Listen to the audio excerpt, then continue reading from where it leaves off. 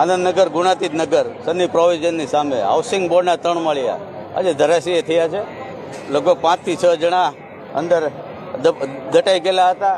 તંત્રને જાણ કરતા તરત જ ફાયર બ્રિગેડ, પોલીસ ને એમ્બ્યુલન્સ આવી જતા રેસ્ક્યુ કાર્ય ચાલુ છે. ને હજુ પણ 2 વ્યક્તિ દટાયેલા છે, એની માટે કાઢવા માટેની કામગીરી ચાલુ છે. નોટિસ આપી હોય છે, ઘણા બધા ભાવનગરની અંદર જર્જરિત બિલ્ડિંગોને નોટિસ આપી હોય છે, પણ નોટિસ આપ્યા પછી એ ખાલી કરાવવાની જવાબદારી પણ તંત્રની હોવી જોઈએ એવું માનું છું. કારણ કે નોટિસ આપ્યા બાદ જો સંતોષ માને તો એ કામગીરી ન કહેવાય. કામગીરી પૂરી કરવી હોય તો તપાસ કરી અને એ બિલ્ડિંગોને ખાલી કરાવે, જેથી કરીને આવી દુર્ઘટનાઓ ના બને. અંદાજે 5 થી 6 જણા અંદર ઈજાગ્રસ્ત છે, 3 થી 4 જણા હોસ્પિટલમાં છે. હજી 2 જણાને લગભગ બહાર કાઢવા માટેની કામગીરી ચાલુ છે. તંત્રની ઘોર બેદરકારી જ કહેવાય. મેં કીધું એમ કે નોટિસ આપીને સંતોષ માની જવાથી કામગીરી પૂરી થતી નથી.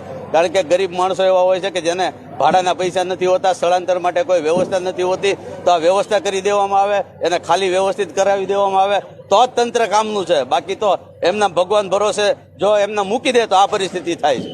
હાલ અત્યારે 1 કલાક માટે થઈ ગયું હતું. જેસીબી નો તંત્ર પાસે શું છે તમારી વિગત?